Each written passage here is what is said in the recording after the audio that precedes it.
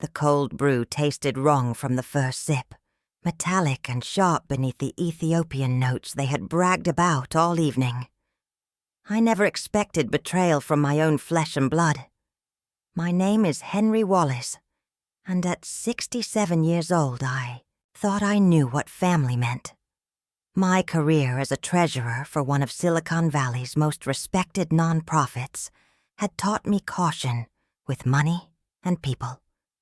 The organization managed billions in charitable donations, and I had been entrusted with financial oversight for nearly 3 decades. My reputation for integrity was impeccable. My life was comfortable but modest, a reflection of values I tried to instill in my only daughter. Julia had always been ambitious, creative, and impatient. She inherited my analytical mind, but not my prudence. Her childhood was marked by flashes of brilliance, coupled with impulsive decisions. I raised her alone after her mother passed away from cancer when Julia was only 9 years old. Perhaps I indulged her too much, compensating for the absence of a mother. Perhaps I worked too many hours, leaving her to develop without proper guidance. These questions haunted me through many sleepless nights as she grew into adulthood. Her marriage to Marcus 5 years ago seemed promising at first. He was charming, entrepreneurial, and seemed devoted to her happiness. The wedding was small, but elegant, held in the garden of my Palo Alto home. I welcomed him into our small family with open arms and an open checkbook. Leo, my grandson, arrived just 1 year later. His bright eyes and curious nature reminded me of Julia at that age. I vowed to give him every advantage I could, including the excellent education I had worked so hard to provide for his mother. The first red flag appeared when Julia announced her plan to open an artisanal coffee roastery. The business plan was vague, the market saturated, and the startup costs staggering. Silicon Valley was already overflowing with trendy coffee shops on every corner. Her concept seemed indistinguishable from dozens of established competitors. She asked for a small loan, just $50,000. I transferred the money the next day. Family supports family, I reasoned. The interest payments arrived punctually for 3 months, then stopped without explanation. When I inquired, Julia assured me the business was thriving, but cash flow was temporarily tight. I nodded and smiled. I doubled my next wire transfer. The roastery opened with considerable local fanfare. The location was premium real estate in downtown Palo Alto, the rent surely astronomical. The interior was designed by someone with expensive taste and no concern for budget. Reclaimed wood counters, artisanal ceramic mugs, and a state-of-the-art roasting machine imported from Italy dominated the space. The logo alone must have cost thousands, designed by a boutique agency that specialized in lifestyle brands. I attended the grand opening with genuine pride, believing my daughter had found her passion. The coffee was excellent, the atmosphere inviting. A success seemed possible, if unlikely given the staggering overhead. Marcus approached me soon after with his own venture. A boutique cycling studio targeting affluent tech professionals needed seed money. His presentation was polished, his projections ambitious. The location he had selected was in the same upscale shopping district as many designer boutiques. The projected return on investment sounded too good to be true. It probably was. I signed. A loan guarantee for $300,000 anyway. The bank would never have approved it otherwise. His credit history was spotty at best. Mine was pristine. The first construction delays began almost immediately. The costs mounted rapidly. Each month, another urgent call came with apologies and explanations. Each month, I sent more money. Julia and Marcus purchased a home in Atherton shortly after, securing the funding for both businesses. The property was worth at least $3 million, with property taxes alone that would strain most middle-class annual incomes. Their explanation involved a private investor who had recognized the potential in both businesses. The investor remained unnamed, the terms of the arrangement vague. I suspected the truth, but avoided confrontation. Their lifestyle exceeded their legitimate income by factors I could calculate all too easily. Designer clothes, luxury vehicles, and exotic vacations appeared regularly on social media. I was tagged in none of the photos. Leo started at Oak Ridge Preparatory Academy that fall. The tuition was eye-watering, $35,000 annually for a 6-year-old. Julia and Marcus insisted it was the only acceptable option. The networking opportunities alone would secure his future. The uniforms cost more than my best. Suits. The required parent donations for various school functions added thousands more each semester. The monthly payment plan added another $3,000 to my regular transfers. My retirement savings began to shrink noticeably. I told myself it was temporary. The businesses would turn around soon. The investments would pay off eventually. The sacrifices were worth it for family. The financial requests grew more frequent, more urgent. Equipment upgrades for the roastery, premium instructors for the cycling studio, educational enrichment programs for Leo, family vacations necessary for mental health and business networking. Each request came wrapped in emotional manipulation, veiled references to my responsibility as a father and grandfather. Each transfer depleted accounts intended to support my own future. The totals grew alarming. 50,000 became 100,000. 100,000 became 250,000. My financial advisor expressed concern. I assured him everything was under control. I lied to him as smoothly as my daughter lied to me. Julia called less frequently unless she needed something. Our conversations grew shorter, more transactional. The warm father-daughter lunches we once enjoyed became rare, then non-existent. Marcus stopped asking about my health or interests. My invitations to family dinners were declined with increasingly transparent excuses. My grandson still hugged me tightly when I visited, his innocent affection uncontaminated by whatever had changed in his parents. Those hugs sustained me through increasingly lonely months. I chalked up their distance to the stress of new businesses. Entrepreneurs work long hours, I reasoned. Family relationships sometimes suffer temporarily. Things would normalize once. They found their footing. My 75th birthday passed without acknowledgement from Julia or Marcus. Leo made me a card at school, delivered by mail without a note from his parents. I celebrated alone at my kitchen table, the candle on my store-bought cupcake flickering in the empty room. The monthly wire transfer went out the same day, $8,200 exactly as requested. The amount had remained consistent for months now, a suspicious stability given the volatile nature of new businesses. I began reviewing bank statements more carefully, tracing the flow of funds through various accounts. My professional training made certain patterns obvious, concerning. I said nothing, gathered data, considered possibilities I had previously refused to acknowledge.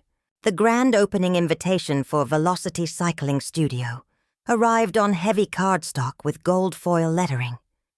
The event promised champagne, hors d'oeuvres, and a ribbon-cutting ceremony with local tech influencers.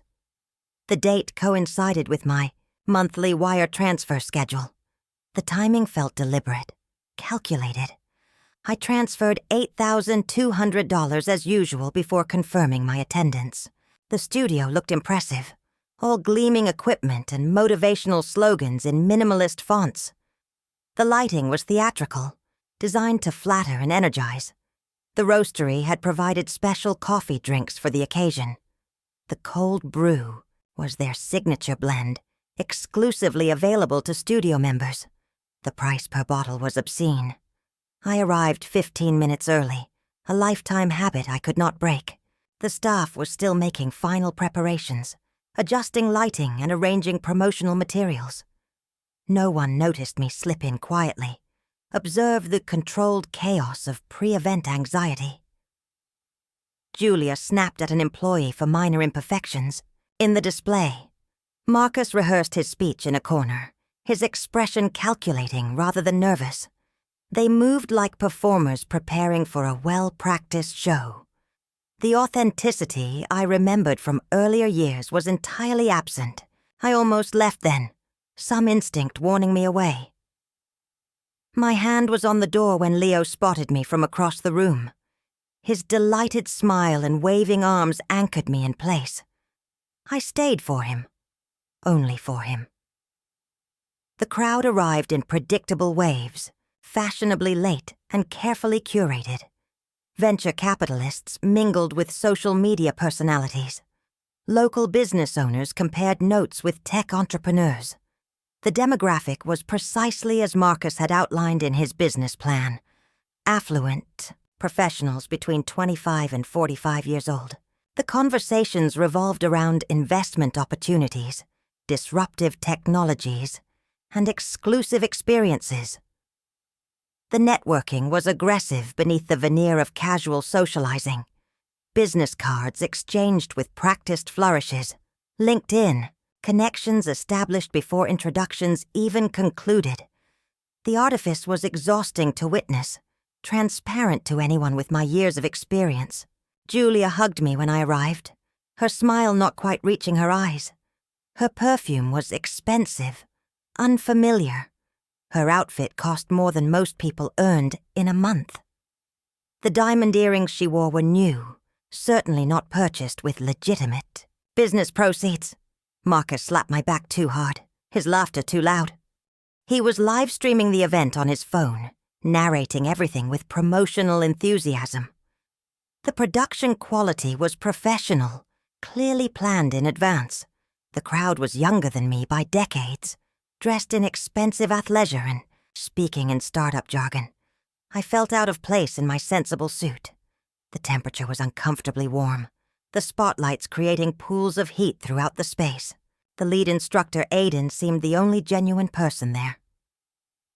He approached me during a lull in the formalities, introduced himself with sincere interest.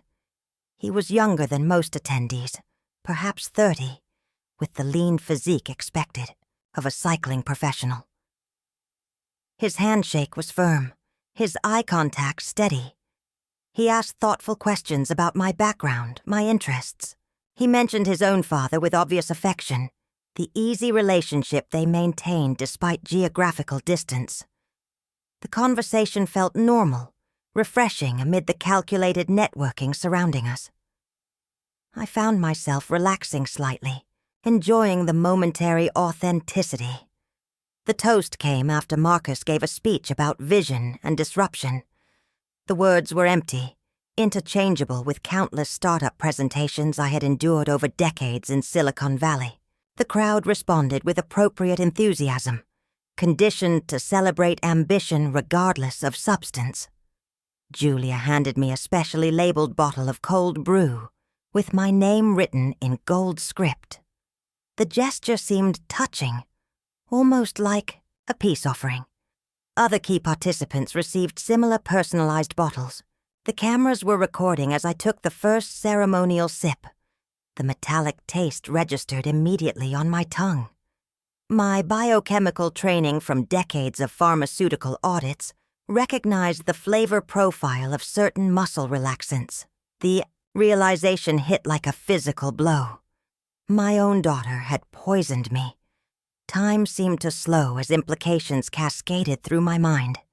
The live stream would capture my growing disorientation, my eventual collapse. The warm spotlight suddenly felt like interrogation lamps, revealing every micro-expression on my face. The crowd around me continued chatting, oblivious to the betrayal unfolding in their midst. Julia watched me intently, her expression a practiced mask of affectionate concern. Marcus kept the camera focused on my reaction, expectant. The intent was clear, horrifying. They wanted me incapacitated, perhaps hospitalized. The questions would follow. Concerns about my cognitive ability, suggestions of early dementia or diminished capacity, the groundwork for gaining control of my remaining assets, the culmination of a long-term strategy. I maintained my smile with decades of professional composure. I complimented the complex flavor notes while scanning the room for options. Aidan stood nearby, admiring his own identical bottle. The timing had to be perfect. I pretended to stumble slightly, bumping into him with calculated clumsiness. Our bottles switched during the momentary confusion. I apologized profusely, my hand steady despite the adrenaline flooding my system. He took a long drink from what was now my bottle. I raised his bottle in another toast to the success of the studio. The cameras followed our every move. Julia frowned slightly, noticing something amiss but unable to identify the problem. Marcus continued narrating enthusiastically, unaware that the plan had derailed. The collapse happened during the ribbon cutting. Aidan stumbled mid-sentence, his words slurring noticeably. The confusion spread rapidly through the crowd. Someone called for medical assistance. Marcus ended the stream abruptly, his face ashen. Julia stared at me with dawning horror. I set down the bottle carefully, making sure my fingerprints remained clear on the glass. The paramedics arrived within minutes. I expressed appropriate concern, suggested possible heat exhaustion. The bottle was collected as evidence, standard protocol for unexplained collapses. The toxicology report would be conclusive. The event dissolved into hushed conversations and nervous departures.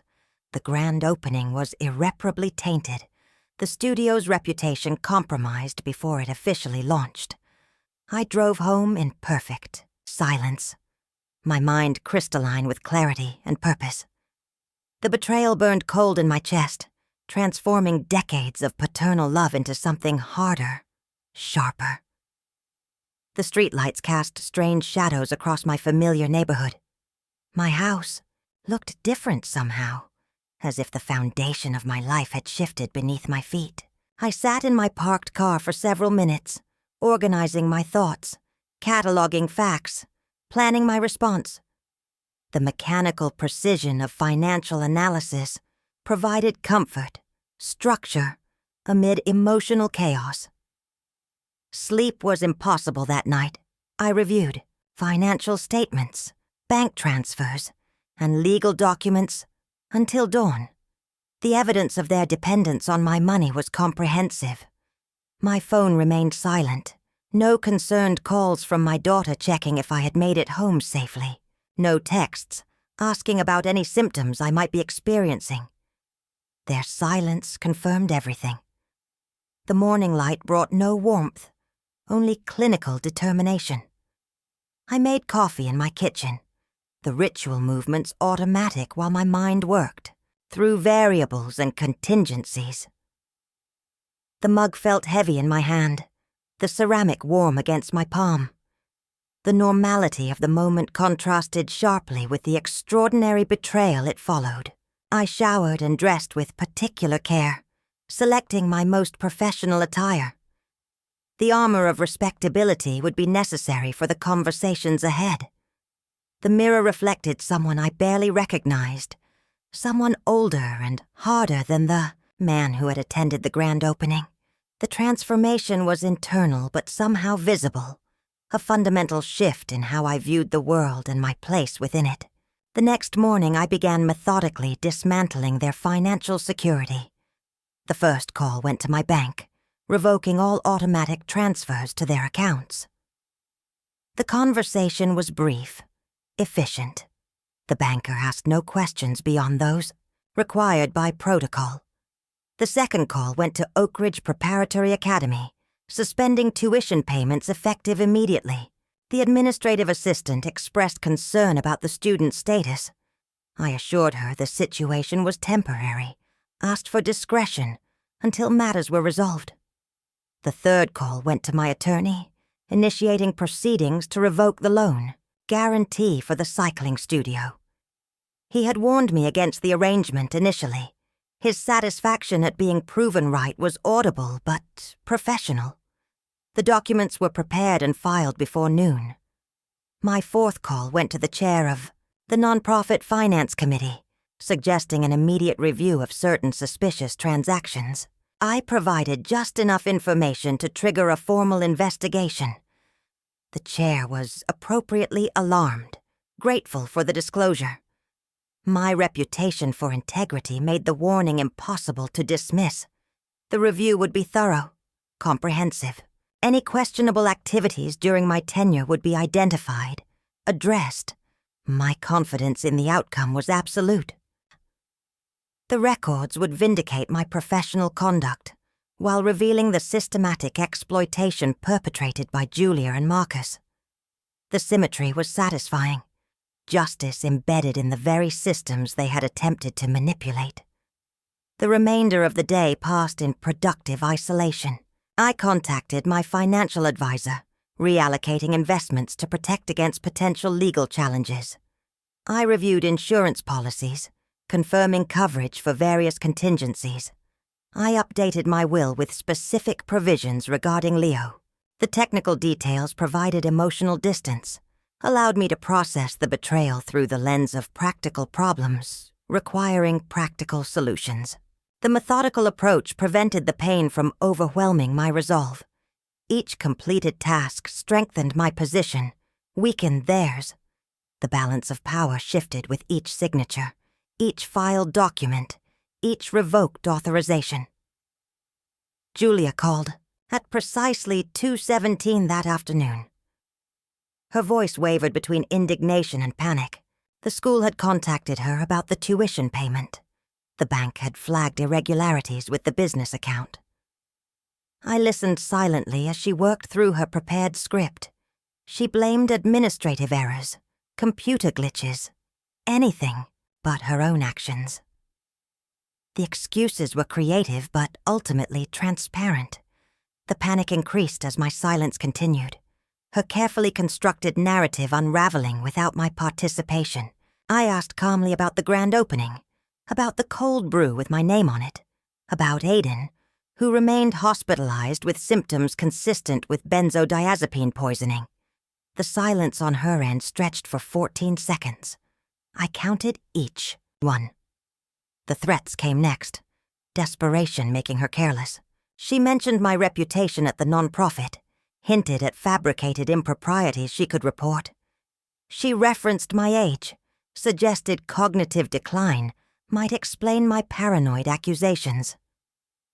The manipulation was familiar, refined through years of extracting money and support. Her voice grew colder with each failed attempt to regain control. The facade of familial affection disappeared entirely, revealing the calculated opportunist beneath. I remained silent until she exhausted herself. My response was brief, factual. The toxicology report would be conclusive. The financial records spoke for themselves. The livestream had been archived by multiple viewers. The choice was hers to make. She could accept the consequences with dignity or make things much worse for herself and Marcus. The text from Marcus came shortly after, midnight. The tone was conciliatory, apologetic. He claimed ignorance of any plot against me. He suggested Julia had been under tremendous pressure, not thinking clearly. He offered to make things right, to repay everything with interest. The desperation was evident beneath the careful wording. His investors were already getting nervous. The banks were asking uncomfortable questions. The influencers were distancing themselves from the brand. The damage was spreading exponentially through their carefully constructed image. The attempt to separate himself from Julia was predictable, unimpressive.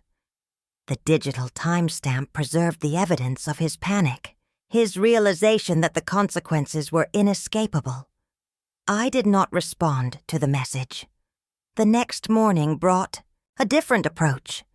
Leo called from his mother's phone, his small voice confused and worried. He asked why he might have to leave his school, why his teacher said goodbye yesterday, why his parents were arguing all night. The manipulation was transparent, cruel in its use of an innocent child. I spoke gently to my grandson, promised to see him soon. I assured him he was loved, that adult problems were never his fault. I hung up and made another call immediately afterward. My attorney added grandparental visitation rights to our growing list of legal actions. The exploitation of Leo's emotional well-being solidified my resolve, eliminated any remaining hesitation. The protection of my grandson became the central priority, superseding financial considerations or potential reconciliation. The afternoon brought unexpected validation. My bank's fraud department contacted me regarding suspicious patterns in the accounts connected to my transfers. Their investigation had identified potential money laundering, tax evasion, and embezzlement. I provided full cooperation, complete transparency. The documentation I had already gathered expedited their process considerably. Their gratitude was professional but sincere. The evidence would be shared with appropriate regulatory agencies. Criminal charges became increasingly probable with each discovered irregularity. The systematic nature of the fraud suggested premeditation, intentional deception, over an extended period. The legal consequences would be proportional to the violation of trust, substantial by any standard. The first reporter called that evening, asking for comment on the incident at Velocity Cycling Studio. The story was spreading through local business circles. An instructor mysteriously ill at a grand opening, a prominent Silicon Valley financial executive in attendance, rumors of tainted products, possible sabotage. The potential scandal attracted predictable attention. I provided a measured statement expressing concern for Aiden and confidence in the ongoing investigation. I mentioned my background in biochemical auditing, my trained ability to detect certain compounds by taste. I referenced my decades of financial oversight experience. I declined to speculate on possible motives or suspects. The implications hung in the air, unspoken but unmistakable. The second day of my counteroffensive brought additional developments. The hospital confirmed benzodiazepine compounds in Aiden's blood work. The police opened a formal investigation into attempted poisoning. The cycling studio announced temporary closure pending safety reviews. The coffee roastery faced similar scrutiny, its products pulled from partner locations throughout the Bay Area. The financial impact was immediate, severe.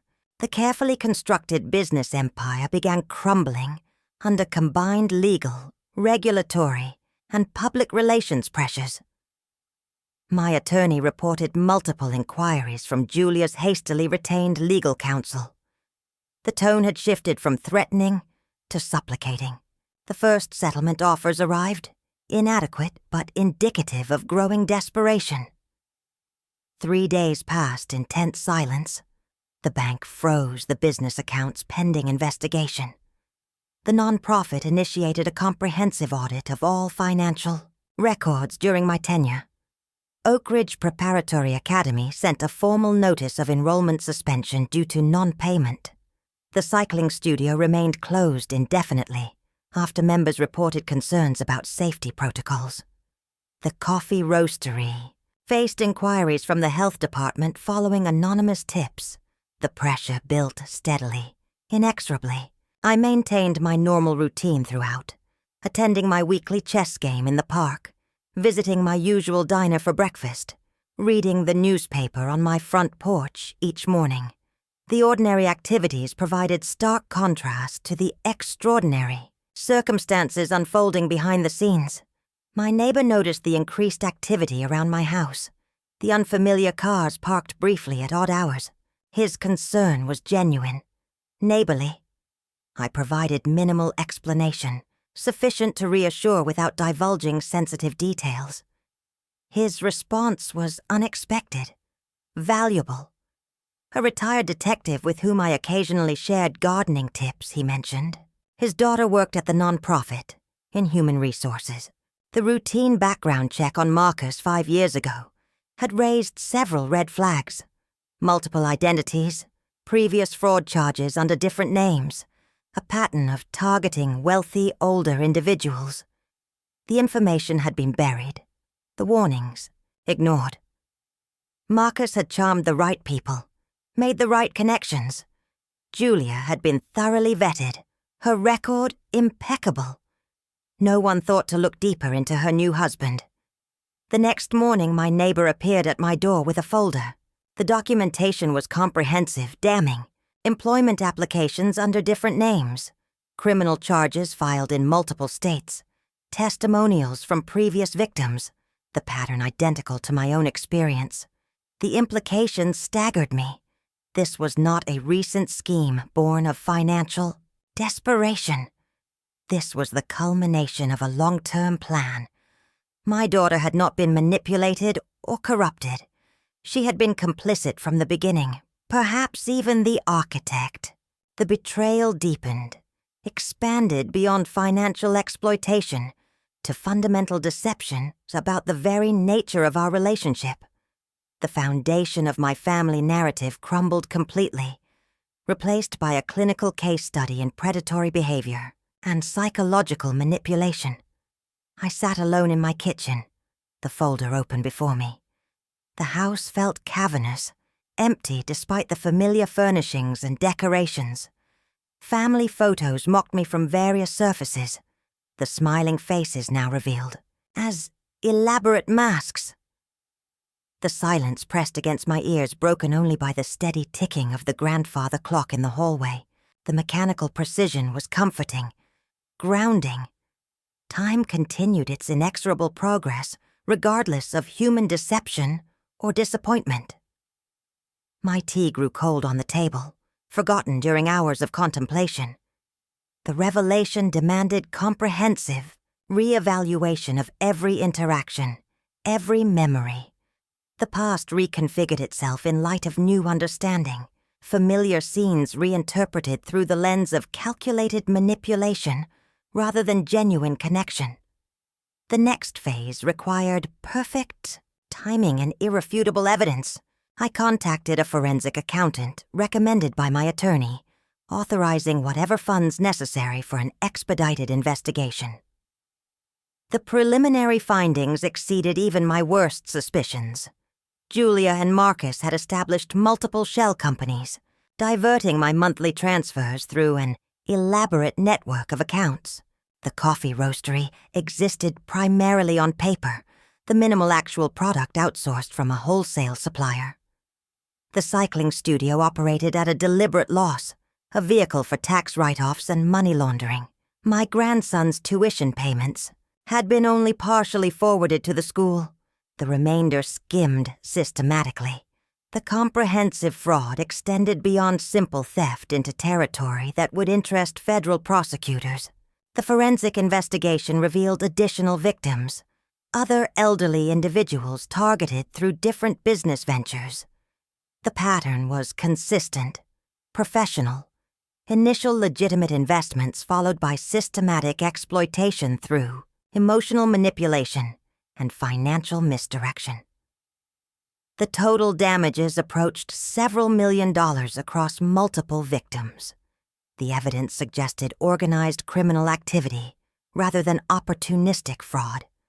The sophistication indicated experienced perpetrators, not desperate entrepreneurs making poor decisions under financial pressure. My attorney forwarded the findings to appropriate authorities with my full cooperation.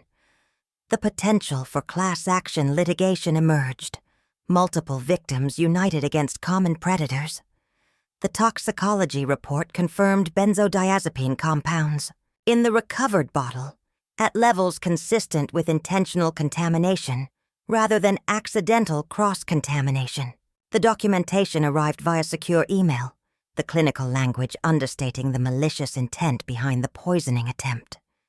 Aiden had been released from the hospital, physically recovered, but pursuing his own legal action against the studio and its owners. His testimony corroborated my experience, strengthened the case for premeditation. The police investigation shifted from possible negligence to attempted assault. The livestream footage showed clear evidence of premeditation. The labeled bottle, handed to me with deliberate intent. The camera had lingered on my face afterward, anticipating some dramatic reaction. The evidence was damning from every angle. I scheduled a meeting with Julia and Marcus at my home, suggesting one last opportunity to resolve matters privately. The message was delivered through intermediaries, formal and detached. Their acceptance was immediate, anxious. Their legal position deteriorated daily as investigations uncovered additional evidence of wrongdoing. The meeting represented their best chance for damage control, their only hope for mitigating consequences that grew more severe with each revealed deception. I prepared meticulously, organizing documentation and practicing crucial statements. The emotional component remained problematic, unpredictable. Professional detachment served me well in financial matters, but faltered when confronting familial betrayal of this magnitude. The personal dimensions threatened to overwhelm the practical considerations. They arrived separately, 15 minutes apart. The symbolic distance between them manifested physically. Their united front dissolved under mounting pressure. Julia looked smaller somehow, diminished without her usual confident posture and practiced smile. Marcus maintained his polished appearance, but the strain showed around his eyes, in the tension visible in his shoulders. The tension between them was palpable, mutual recrimination evident in their careful distance from each other. I invited them into my living room, the formal setting appropriate for the conversation ahead. I offered coffee, watched them decline with poorly concealed alarm. Water was accepted warily, bottles unopened until I drank from an identical one. The irony was not lost on any of us. The conversation began with practiced contrition, rehearsed explanations. Julia spoke first, her voice carefully modulated to project remorse without admitting specific wrongdoing. Marcus followed with complimentary statements, constructed to acknowledge poor judgment while avoiding admissions of criminal intent. The synchronized performance suggested preparation, coordination, despite their apparent estrangement. I listened, silently, my expression neutral. The familiar manipulation technique seemed almost childish now, transparent and ineffective. The silence extended uncomfortably as they exhausted their prepared statements. The uncertainty grew visible in their expressions, the escalating anxiety palpable in the room. When they finished, I placed 3 folders on the table between us. The first folder contained the complete financial analysis, documenting every diverted dollar over years of systematic theft. The total approached $1,700,000. The second folder held the police report and toxicology findings, along with statements from witnesses at the grand opening. The third folder contained custody papers and grandparental rights documentation highlighting the unstable and potentially criminal home environment provided by Julia and Marcus. The terms were non-negotiable. Full financial restitution, public admission of culpability, supervised visitation rights with Leo, regular financial audits going forward. The alternative was immediate criminal charges, certain conviction, and lengthy incarceration. Marcus broke first, his carefully constructed facade crumbling completely. He turned on Julia, claimed the poisoning was entirely her idea. He only wanted financial support, not physical harm. The accusations spilled forth without restraint, years of coordinated deception revealed through mutual betrayal. Julia responded, with equal venom, revealing his multiple identities, his previous victims. The unified front dissolved into mutual betrayal within minutes. The performance was almost theatrical in its dramatic intensity, each participant attempting to secure advantage through selective disclosure and strategic blame allocation. I recorded everything, the final piece of evidence, in a comprehensive case against them both. When the accusations and recriminations finally exhausted themselves, I outlined the next steps with clinical precision. They had 24 hours to begin compliance. The deadline was not flexible. The transfer of assets began the following morning. Properties liquidated, accounts emptied, investments cashed out at penalties. The cycling studio announced its permanent closure, citing insurmountable operational issues. The coffee roastery discontinued all products, pending a comprehensive safety review. The financial restructuring was extensive, painful for all involved. The public narrative focused on business difficulties rather than criminal behavior, a concession to protect Leo from unnecessary publicity. Julia and Marcus published carefully worded statements, accepting full responsibility for financial improprieties and safety violations.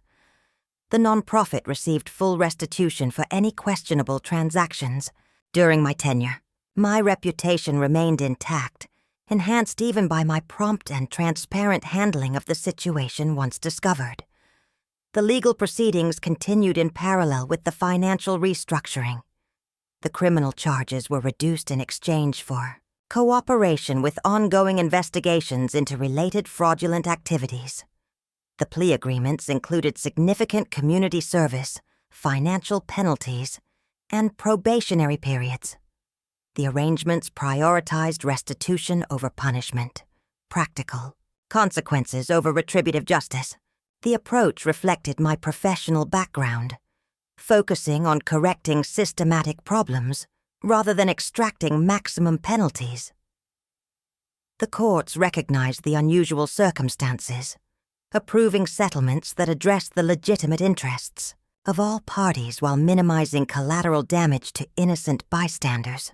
Leo moved into my guest bedroom 2 weeks later, his parents beginning their court-mandated financial rehabilitation program. The transition was handled with appropriate sensitivity, explanations tailored to his age, and understanding. The room was prepared with careful attention to his preferences, favorite toys and books arranged to provide comfort amid significant change. The school welcomed him back with minimal disruption to his education. The psychological evaluation showed no lasting trauma from the rapid changes, though regular therapy was arranged as a precautionary measure. His resilience amazed me daily. Children adapt quickly when provided stability and honest explanations appropriate to their understanding. I enrolled in parenting refresher courses, determined to avoid the mistakes I had made with Julia. The new routine developed gradually, adjustments made as needs became apparent. Morning preparations followed consistent patterns, providing security through predictability. School drop-offs and pickups became treasured moments of connection, opportunities to share experiences and observations. Homework sessions at the kitchen table combined academic support with valuable bonding time. Weekend activities balanced educational opportunities with simple enjoyment, museums and parks alternating with movies and ice cream outings. The responsibilities of guardianship proved simultaneously challenging and rewarding, the daily interactions healing something broken within me. The genuine affection and trust from Leo restored faith in human connection that betrayal had severely damaged. The visitation schedule with Julia and Marcus began cautiously, supervised by court-appointed professionals. The initial sessions were awkward, tense. The gradual improvement came through consistent boundaries and clear expectations. The focus remained on Leo's well-being rather than adult grievances or explanations. The supervised setting prevented manipulation or inappropriate discussions. The professional oversight ensured compliance with court-ordered restrictions. The arrangement protected Leo from emotional exploitation while maintaining important family connections.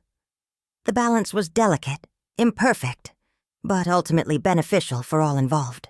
The structured interactions allowed for potential healing without risking further damage to vulnerable relationships. 6 months have passed since that fateful grand opening. The financial restitution continues on schedule, closely monitored by the court-appointed trustee. The regular reports document steady progress toward full repayment of misappropriated funds. Julia and Marcus live modestly now, their entrepreneurial ambitions appropriately scaled to their actual abilities and legitimate capital. Their separate apartments reflect the dissolution of their marriage, another casualty of mutual betrayal and recrimination. Their relationship with Leo has stabilized, the consistent boundaries and professional oversight preventing further exploitation of emotional connections. Our family gatherings are awkward, but gradually improving as new boundaries and expectations solidify. Trust rebuilds slowly, tested by time and consistent behavior rather than promises. Leo thrives in our shared custody arrangement. His innocent perspective sometimes highlighting the absurdity of adult conflicts and resentments. His academic progress exceeds expectations, teachers noting his increased confidence and engagement. His social development continues normally, friendships maintained despite significant life changes. His emotional health improves steadily, therapy sessions reducing in frequency as stability becomes the new normal. His resilience provides daily inspiration, his capacity for joy, despite difficult circumstances, a powerful reminder of human adaptability. His future seems promising, protected from the dysfunction that threatened to become his inheritance. His potential remains unlimited, his opportunities secured through difficult but necessary interventions. The non-profit honored my 40 years of service last month with a small ceremony. The recognition acknowledged my contributions while respecting the complicated circumstances of my retirement. My replacement is competent, diligent, and appropriately skeptical. The transition proceeded smoothly, institutional knowledge transferred effectively. I submitted to a comprehensive audit of my entire career before accepting the recognition. The results confirmed what I had always known. Integrity cannot be performed or pretended over decades of financial oversight. It exists in consistent patterns, daily choices, and unwavering principles. The betrayal attempted by my daughter and her husband revealed much about their character. My response revealed something essential about mine. The personal reckoning continues daily. Questions without easy answers. Where did I fail as a parent? What signs did I miss or ignore? How could I have prevented the developmental trajectory that led to such calculated betrayal? The self-examination is painful but necessary, the lessons valuable if difficult. The balance between accountability and self-forgiveness remains elusive, the appropriate distribution of responsibility unclear. The therapeutic process helps somewhat, professional guidance providing structure for complex emotional work. The healing comes slowly, inconsistently. The acceptance develops gradually, allowing forward movement despite incomplete understanding. The future emerges one day at a time, constructed through mindful choices and deliberate connections. What would you do if the people you sacrificed everything for tried to poison your life, literally and figuratively?